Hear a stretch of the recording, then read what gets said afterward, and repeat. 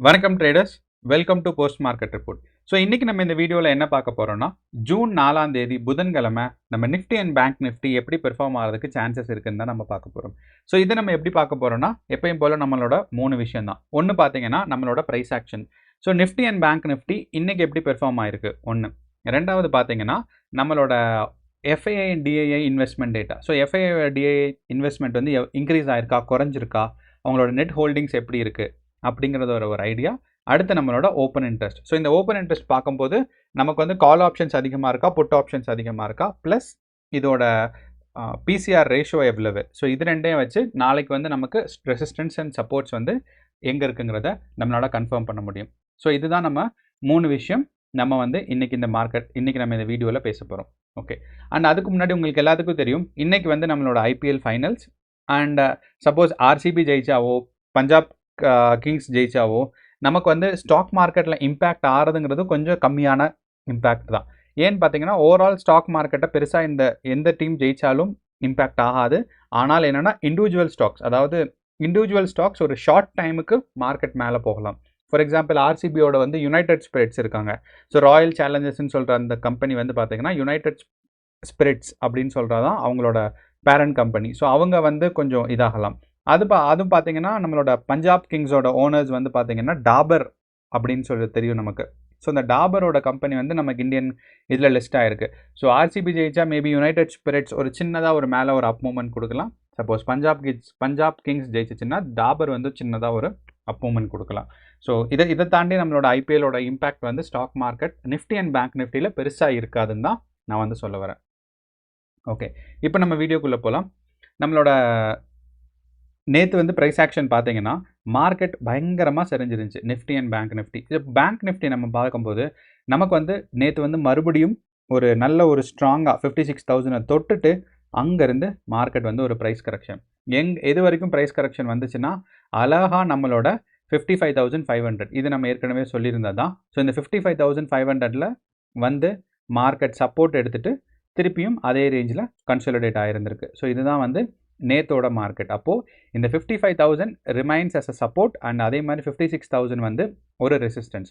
அதாவது மார்க்கெட் மேலே போகும்போது எந்த இடத்துல தட்டி மேலே போகிறத தடுக்குதோ அது ரெசிஸ்டன்ஸ், கீழே போகிறத தடுக்கிறது சப்போர்ட். ஸோ மேலே போகிறத தடுக்கிறது ரெசிஸ்டன்ஸும் கீழே இருக்கிறது சப்போர்ட்டும். அப்போது 56,000 வந்து ரிமைன்ஸ் அஸ் ஸ்ட்ராங்கான ரெசிஸ்டன்ஸ். அதே மாதிரி 55,500 வந்து ஒரு நல்ல சப்போர்ட்டாக இருக்கும். ஸோ ஒரு நல்ல விஷயம் நேத்தோட மார்க்கெட்டில் நமக்கு பார்க்கும்போது, அதாவது ஜூன் 2ஆம் தேதியும் 3ஆம் தேதியும் பார்த்தோம்னா நம்மளோட பேங்க் நிஃப்டியோட கன்சாலிடேஷன் ரேஞ்ச் வந்து குறைஞ்சிருக்கு. அதாவது என்ன சொல்கிறேன் அப்படின்னா, நம்மளோட மே லாஸ்ட் வீக் பார்த்தீங்கன்னா பேங்க் நிஃப்டி 56,000ம் 55,000ம் ஒரு 1000 பாயிண்ட் டிஃப்ரென்ஸில் வந்து கன்சாலிடேஷன் நடந்துட்டு இருந்துச்சு.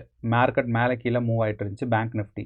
ஆனால் இந்த ஜூன் மாதம் ஸ்டார்டிங்கில் பார்த்தீங்கன்னா இது ஏதோ ப்ராப்ளம். ஓகே, ஸோ ஆனால் ஜூன் மாதம் ஸ்டார்டிங்கில் நமக்கு 2ஆம் தேதியும் 3ஆம் தேதியும் பார்த்தீங்கன்னா 56,000ல் அண்ட் 55,000க்குள்ளே கன்சாலிடேட் ஆகிட்டு இருக்கு. ஸோ அப்போ இந்த 500 பாயிண்ட்ஸ் கன்சாலிடேஷன் பார்த்தீங்கன்னா ஒரு நல்ல விஷயந்தான்.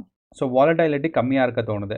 அப்படிங்கிறனால சப்போஸ் இந்த ரெசிஸ்டன்ஸ் சப்போர்ட் வந்து ரொம்ப ஸ்ட்ராங்காக இருக்குன்னா நாளைக்கும் ஒரு சின்ன ஒரு சைட்வேஸ் மூமெண்ட்ஸ் பேங்க் நிஃப்டியில் நம்ம எக்ஸ்பெக்ட் பண்ணலாம். ஸோ பேங்க் நிஃப்டி நாளையோட மார்க்கெட்டில் ஒரு சைட்வேஸ் மூமெண்ட்டோ இல்லைன்னா ஒரு ப்ரைஸ் கரெக்ஷனோ எக்ஸ்பெக்ட் பண்ணலாம். அண்ட் மார்க்கெட் மறுபடியும் 56,000 போகிறதுக்கான வாய்ப்புகள் கொஞ்சம் கம்மி. அண்ட் இதே இது வந்து நம்ம நிஃப்டி 50ல் பார்த்தோம் அப்படின்னு பார்த்தீங்கன்னா நிஃப்டி 50 நம்மளோட 24,700 அந்த ரேஞ்சை வந்து மார்க்கெட் வந்து கிராஸ் பண்ணி 24,500ன்னு சொல்கிற ரேஞ்சுக்கு வந்துருச்சு. ஓகே, இதனால என்ன அப்படின்னு யோசிச்சிங்கன்னா, இந்த 24,700ங்கிறது ஒரு ஸ்ட்ராங்கான ஒரு ரெசிஸ்டன்ஸ். அந்த ரெசிஸ்டன்ஸை தாண்டி இந்த இடத்துல மேலேருந்து வரும்போது இது ஸ்ட்ராங்கான சப்போர்ட். அப்போ இந்த சப்போர்ட்டை தாண்டி மார்க்கெட் கீழே வந்துருச்சு. அப்போது மறுபடியும் 24,700 மேலே மார்க்கெட் போகிறது கஷ்டம்.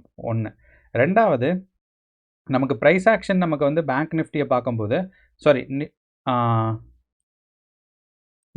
ப்ரைஸ் ஆக்ஷன் நமக்கு வந்து நிஃப்டி 50ல் பார்க்கும்போது ஒரு ஓவராலாக பார்த்தீங்கன்னா ஒரு பியரிஷ் மூமெண்ட்டு தான் இருக்குது.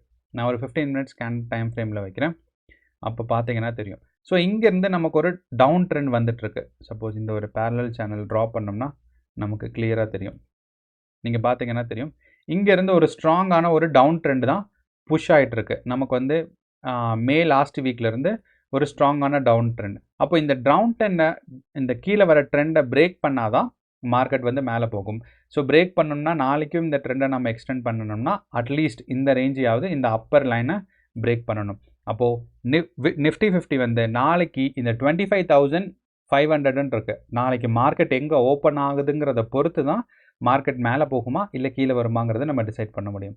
சப்போஸ் மார்க்கெட் வந்து இந்த 24,500க்கு கீழே ஓப்பன் ஆயிடுச்சு, 24,500லேருந்து கீழே ஓப்பன் ஆயிடுச்சுன்னா கண்டிப்பாக இந்த ஒரு ட்ரெண்டிங் சேனல் இருக்குது பாருங்கள், இந்த டவுன்வர்ட் ட்ரெண்டிங் சேனல், இதை நமக்கு ஃபாலோ பண்ணும். ஸோ இதை நம்ம கொஞ்சம் எக்ஸ்டெண்ட் பண்ணி வைக்கிறேன். பார்த்தீங்கன்னா கரெக்டாக ப்ரைஸ் ஆக்ஷன் வேலை பார்த்துட்ருக்கு.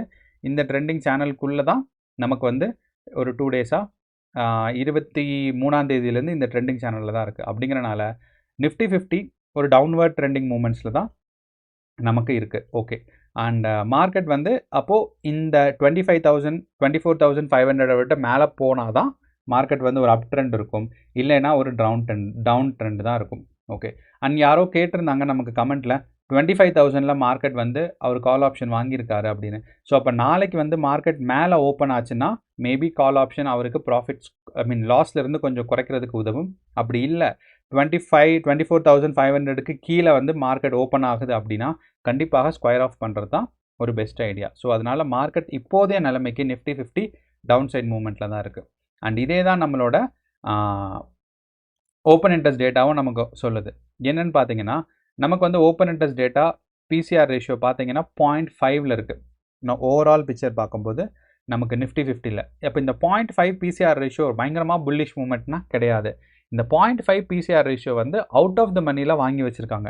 நீங்கள் பார்த்தீங்கன்னா தெரியும், 25,000ல், 25,500ல், 26,000ல் இந்த மாதிரி ஒரு ஸ்ட்ராங்கான பிசிஆர் ரேஷியோ வெளியே வாங்கி வச்சுருக்கனால தான் ஓவரால் பிசிஆர் ரேஷியோ வந்து பார்த்தீங்கன்னா 0.5ல் இருக்குது. ஆனால் அதே இது ஒரு 10-15 ஸ்ட்ரைக்ஸ்குள்ளே நம்ம பார்த்தோன்னா 0.7.